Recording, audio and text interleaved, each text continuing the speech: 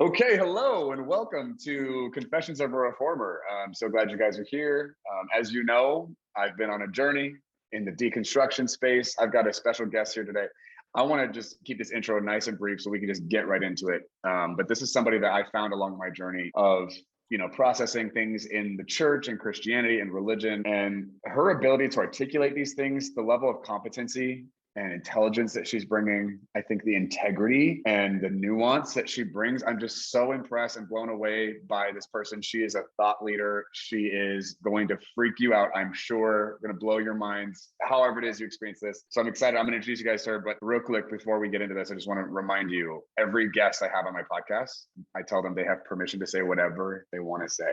So I'm not censoring this interview. I told her, please say whatever you want to say, however you want to say it. And then, we all just get to work out. What do you want to do is what she said. Are you offended? Do you disagree? You get to work that out, and that's on you. She gets to have free reign to just say whatever she wants. I ran into Jo a year ago now. So I've been listening to her for a while, been watching her, been shocked. I never got offended enough to unfollow. Apparently that does happen. But I've definitely been offended a few times. I'm like, what the heck? How is she saying that? What does that even mean? And as I just continued to lean into the conversation, I found myself the thing coming up in me actually being the issue, not what Jo was saying. So I have mad respect for Jo, the work she's doing, what she has to say about this stuff. So I want you guys to give your attention to Jo. Would you please welcome to the podcast, Miss Jo Luehmann? Thank you so much. Thank you for having me, Mike. That happens a lot with people. That happens a lot, that what I say hits them in such a way that they get absolutely offended, which I understand. It doesn't offend me that I offend people. The reality is that I'm making them uncomfortable. And you and I had a conversation about this. So let me get into it so that people can be Great. ready for what's going to happen. This was really helpful for me to learn, because everything that I'm speaking about is not something that I have learned just in books, though. Yeah, I've read a lot about these, but also these are experiences that I've had. So I was an evangelical pastor. I worked inside of a church. I have a master's degree. I did all the things, right? I got ordained. I did everything to be able to get ordained as a woman inside of a world where women are not super welcome. I started deconstructing and I learned a couple of things about our brain. And the first one I learned is something really interesting called the backfire effect. The backfire effect is this thing that happens in our brain. Is our nervous system is it's an incredibly evolved system that has evolved through hundreds of thousands of years to try to protect us, to keep us alive. It's a survival mechanism.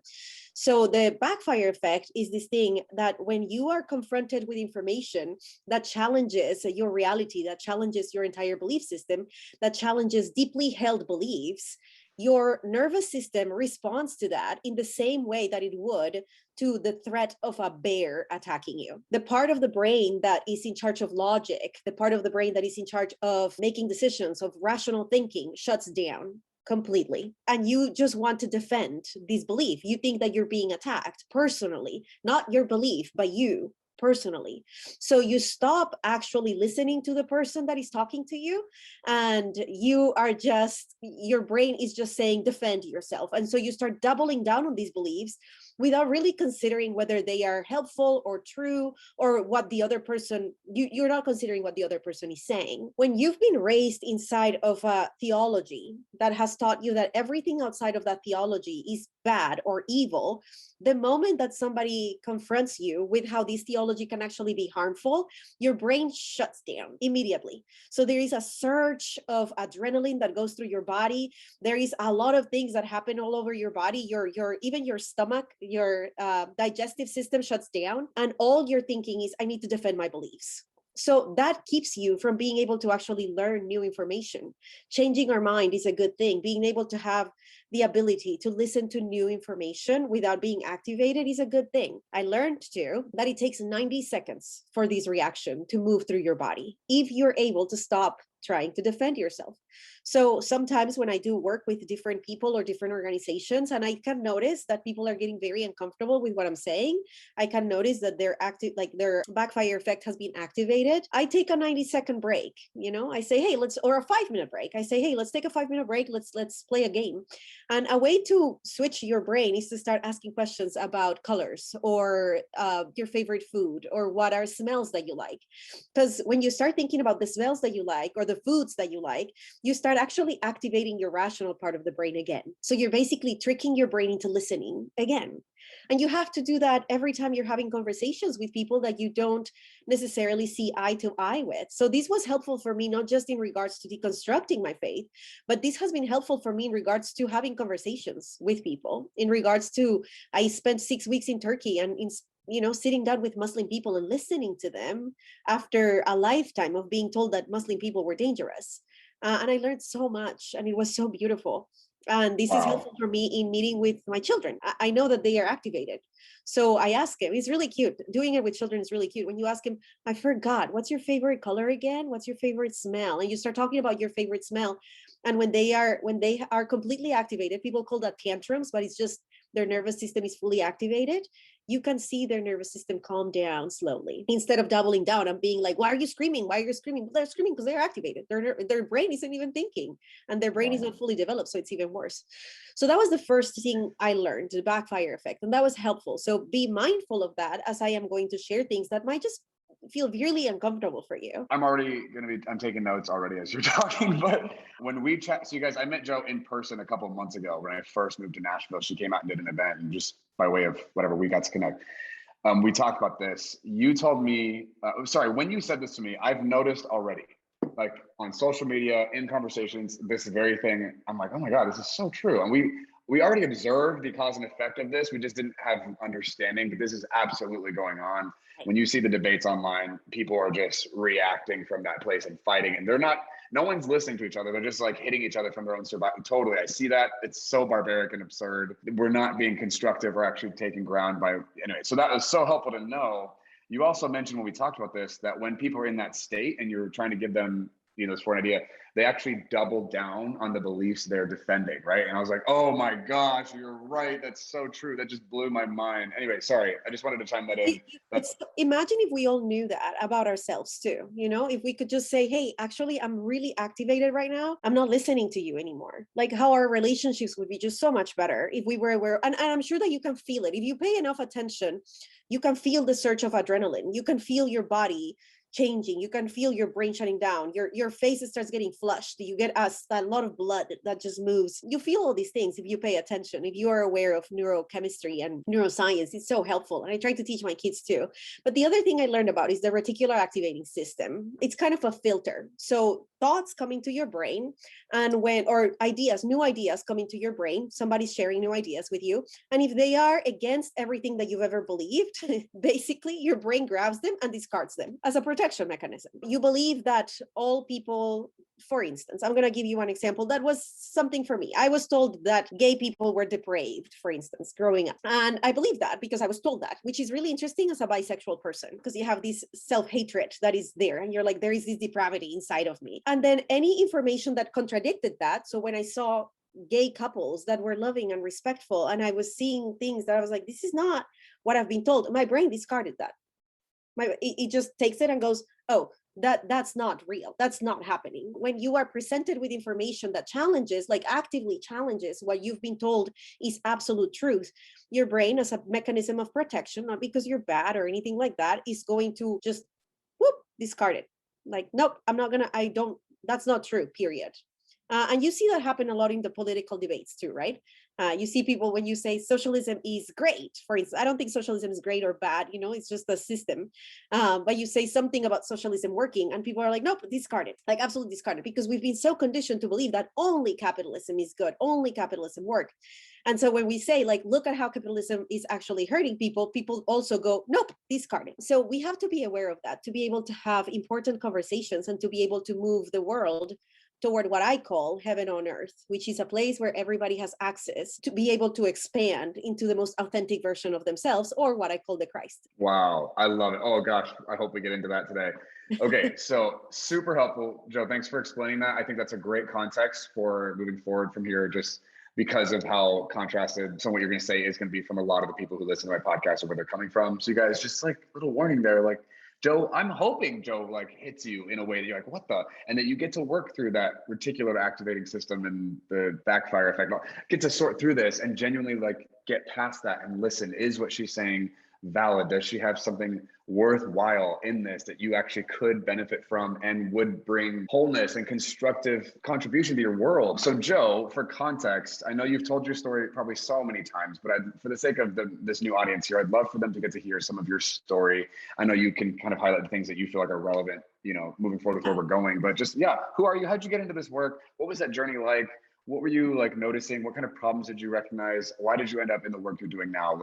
Let's hear it. So I'm Colombian. I was born and raised in Colombia, and I went to school in Colombia. I went to a secular school, but I studied what here the translation would be English, but of course it was in Spanish. There is called literature. So I got my bachelor's in literature, and my minor was biblical narratives, but it was not looked at from a theological perspective because this was a secular school. It was looked at from a literary perspective. So what is this literature that is in here? What is the purpose of having this literature? Why is it important? And we looked at many different things, not just Christian biblical narratives, but different biblical narratives. And a lot of my teachers were actually Jewish. And the way in which Jewish people read the Bible is so different than the way in which Christians read it. And it's beautiful.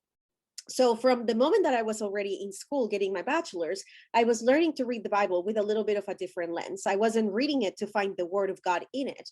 I was reading it to try to find what the original hearers wanted to communicate. Like, what were they writing about? Why were they writing that? And that was really helpful as I moved to the US. I became an intern at an evangelical church, and I was both hired by the church and an intern. So I was there every day, all day. I opened the church and I closed the church. I was there at 6 a.m. and 11 p.m. And I was also an immigrant. So, like my visa issues and all of that made it even more so that I was working all the time. And I started taking classes with Oral Roberts University to be able to get ordained here. So I started taking all of those classes, and a lot of the theology was a little bit different than when I had been exposed to. So I had been exposed to a little bit more of Catholic theology and Pentecostal too, but some of this evangelical theology was a lot more intense. I remember having a lot of issue with the way in which they view indigenous people and how there was no way that indigenous people could have been saved before colonization. And I kept thinking, thousands of years of people absolutely unaware of this Jesus person. You believe all of them are in hell for no good reason. Like, they didn't do anything necessarily bad. It didn't matter how they lived. What mattered is that they had no awareness of this Jesus. And so we had a lot of conversations like that, but I started being the problematic student that was asking questions that she shouldn't have been asking. And I learned quickly to be quiet. It's what I told you. Your nervous system is incredible and it wants to protect you. So I learned it's better to be quiet, because if you ask too many questions, you are the problematic person. I have this personality where if I'm curious about something, I dive in until I fully, completely understand it. So I started diving into the Bible, reading it with this new lens that they were giving me inside of evangelicalism. I was reading every day, all the time, journaling. It's really funny when people think that I walked away from evangelical Christianity for lack of intentionality or for not being all in. It's absolutely the opposite. It's my being all in, my reading all the time, my studying a lot that caused me to walk away. So I moved then to San Diego. I started helped start a church. When you say walk away, what do you mean by walk away?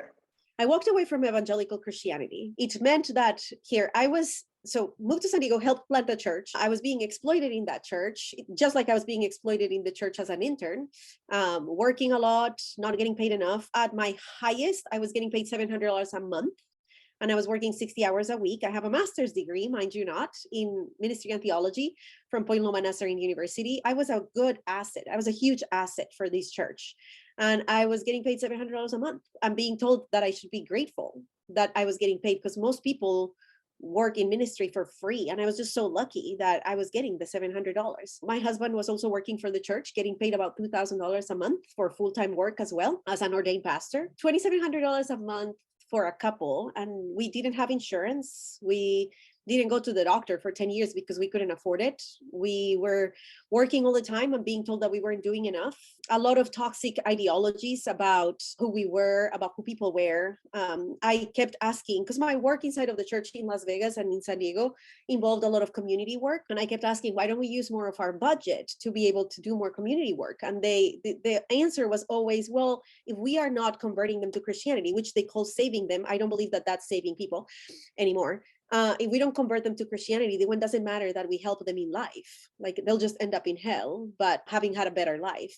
And I was like, yeah, what's the problem? But they, like we just kept fighting and fighting. At every staff meeting, it was this fight. And I was again the problematic person asking questions. And then they invited me to preach one time, and I preached about Habakkuk, and I preached about how we always want these really neat answers from God. And we believe that God gives these really neat answers, but God doesn't do that. That's not what we get. We get complex, nuanced, difficult. And what we need to do is walk with people through all of that.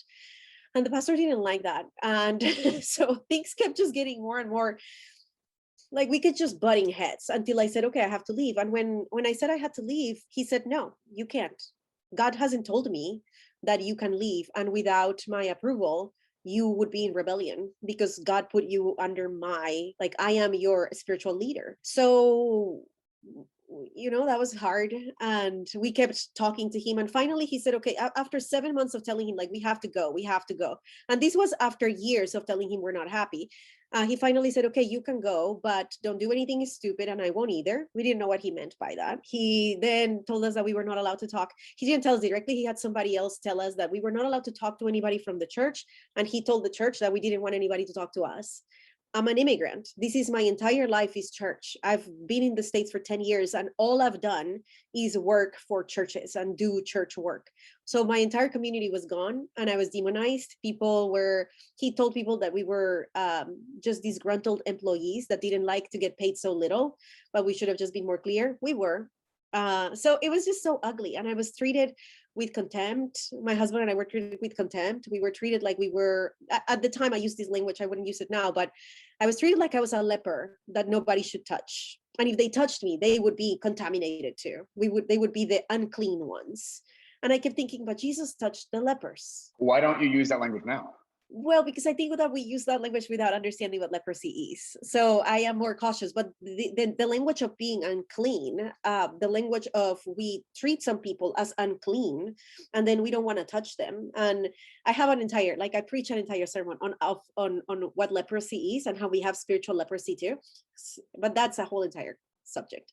But unclean, like we deem some people that don't agree with us or that challenge us, we deem them unclean. And we think that if we get anywhere near them, then we'll become unclean too. And we have this fear of the other. And now I know that now, but back then I felt isolated. And at the time I was struggling with a lot of my beliefs. I was struggling with a lot of Christian theology, which is everything I knew. And if you've ever gone through that process, especially if it's your career, if you literally moved countries to be committed to this thing, it feels like you are, I don't say this hyperbolically, I'm very cautious with my language. It feels like you're going crazy, like you're literally losing your mind. Like I kept asking myself, is anything I've ever believed even true? Is anything true? I don't know what to do. And I was absolutely depressed, having a lot of suicidal ideation, just hoping I would die. And I think that I would have acted on those desires if it wouldn't have been because I had really small children at the time, spending hours awake, thinking through things. And I had been told that all the answers are in the Bible, right? And I said, well, I know how to read the Bible. I know how to study the Bible. I've been trained in doing that. I have all of the training to be able to study and read the Bible appropriately. So fine. You told me I'll find my answers in the Bible. I will do it. And I started reading the Bible for the purpose of finding answers. So I started with Genesis. Genesis is still my favorite book of the Bible. And it took me a year to go through Genesis because I was not going to move on until I understood. Like I wanted to understand. So I went through the book of Genesis, one chapter at a time, really slowly, reading it in the original Hebrew, going through like the craziest rabbit holes and diving into anything that I needed to, taking my time. And when I got to the story of Jacob, that's where it hit me. I was like Jacob and I was fighting with God and I was not going to let go until God changed my name. And I was not going to let go. And I knew that that meant that I was going to change the way I walked. He was going to dislocate a part of me. And so I did. I fought with God and I fought with divinity, as I call it now. And I changed, everything changed. Everything changed for me. And I started giving myself permission to say, this belief doesn't make sense to me anymore. So let me learn more. And I started reading books that I had been told that you could not read. And I started diving into the unknown and jumping into curiosity more safely. because I had nothing to lose anymore, right?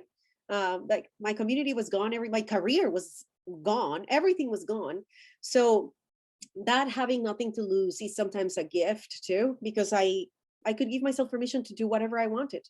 So that's how I ended up in Turkey, meeting Muslim people, learning a lot from Muslim people. And I still say to people, the reason I'm still a person of faith, the reason that I still love the idea of divinity, the reason that I still consider myself a Christian is not because of Christianity. If anything, Christianity has worked really hard on making me hate it. But Muslim and Jewish theology keeps pulling me back to Christ and keeps pulling me back to the Bible and to the beauty that can be found in theology. So that's why I do the work that I do now. I still believe that heaven on earth is possible. I still resonate with a lot of Christian narratives. I still love the idea of the Christ, which I don't limit to Jesus, the historical person. And so, yeah, I do the work of sharing the tools that I've been able to acquire through all of these years of work. So I share them with people, and then inviting people to imagine heaven on earth. What does that look like? How can we move toward that? Awesome. Okay, so you guys, I'm going to do a mini series with Joe. So we're going to conclude episode 1 on this series, or part 1. Now, Joe, thank you so much for sharing your story. You have said some things. I can hear it right now already. A couple of things you said that are going to trigger people listening, like, this person's a heretic. This person's, whatever. Some of the verbiage you're using, and I know you're very thoughtful and intentional with the words you use, because of words matter and because of what that stuff has communicated in the past and the ignorance. Anyway, so I get that you're saying all this stuff on purpose. And I understand some of the things that Joe's saying. You're like, why is Mike even interviewing this person? She's not even, I know that stuff's probably coming up. And Joe kind of addressed that from the get-go, like, hey, that stuff happens, So we're going to take a break. We're going to end this episode. And then you guys, listen, I'm going to keep talking to Joe. We're going to have some other episodes as a series here for us to unpack and dive into this stuff. So make sure you check out the other parts of this series. I'm so excited where that's going. Joe, thank you so much for being here. We'll see you guys next time. Hey, just wanted to chime in real quick. Listen, deconstruction is not for the faint of heart. It takes a lot of work. It takes resilience. We probably need some help around us, support to keep us from going crazy. I totally get it. So if that's you, I wanted to let you know about a couple of solutions available over in my world in case you needed some support or help along your deconstruction journey. So first of all, I want to make sure you know about Pneuma Plus. We have a deconstruction series that's available on there where I help with some intro dialogue, some questions to be asking, some things to consider, some talking points, some teaching that can hopefully help answer some questions, maybe provide some questions, hopefully validate and affirm your own process, but ultimately just to be there to support you in this journey. But then to an even greater degree, I have a mentorship group called Ashes. This is specifically for people who are deconstructing. Most of the people in this group have been people who were raised in Christianity, who have been cultured in a community of faith, have a deep value for God and love and truth, but have recognized that there's a system of oppression in the church that we've had to divest from, that there are ideas in the theology we were raised in that are actually not serving us anymore and are actually really harmful to the world. And that's a lot of things to have to sort through and detangle and things to separate and not throw the baby out with the bathwater, right? I get it. So if that's you and you would love some support and be with like-minded people going on that same journey, Ashes is for you. Join us. The links are provided below. I know Joe has provoked a lot of things in this episode. I want to make sure you don't feel like just splayed open. There are answers, there are solutions, there's help for you. Thanks for checking this out. I'll see you next time.